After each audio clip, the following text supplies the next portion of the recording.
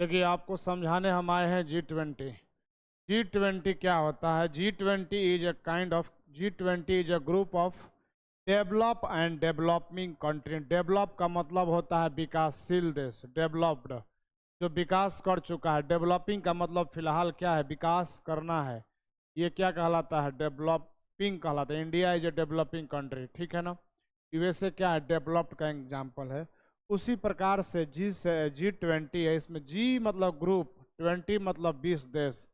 20 देशों का ये क्या है? ग्रुप है, एक प्रकार का नेशन है। करंट अफेयर का चर्चा है बिकॉज इस साल जो G20 भारत में हुआ है। G20 का मीटिंग कहाँ हुआ है? भारत में हुआ है। भारत के न्यू दिल्ली शहर में हुआ है। 10 सितंबर को दिल्ली में किया गया है। बड़े बड़े देशों के नेता, मंत्री, प्रधानमंत्री सब लोग आए थे, राष्ट्रपति आए थे, हमारे मोदी जी भी थे।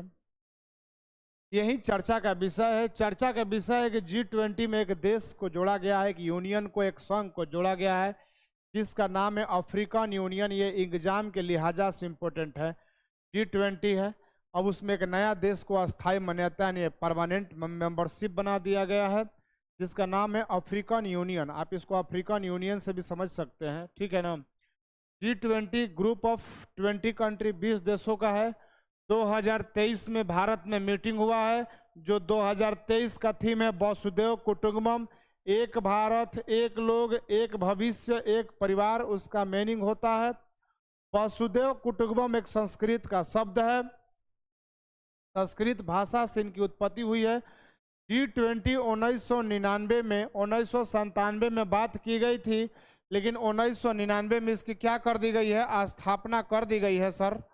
1999 में G20 क्या की गई है? स्थापना की गई है। इस बात को बहुत अच्छा से ध्यान दो। कोई पूछेगा G20 की स्थापना कब की गई है? 1999 में की गई। आप उसको आंसर क्लिक करेंगे। पहले 19 देश था, एक यूरोपियन संघ था। अब क्या हो गया है? एक देश बढ़ गया, अफ्रीकी यूनियन बढ़ गया है। G20 का प्रथम मीटिंग जो हुआ है, प्रथम शिखर सम्मेलन यूएसए में हुआ है, 2008 में हुआ है। 2023 का मीटिंग जो है दिल्ली में हुआ है।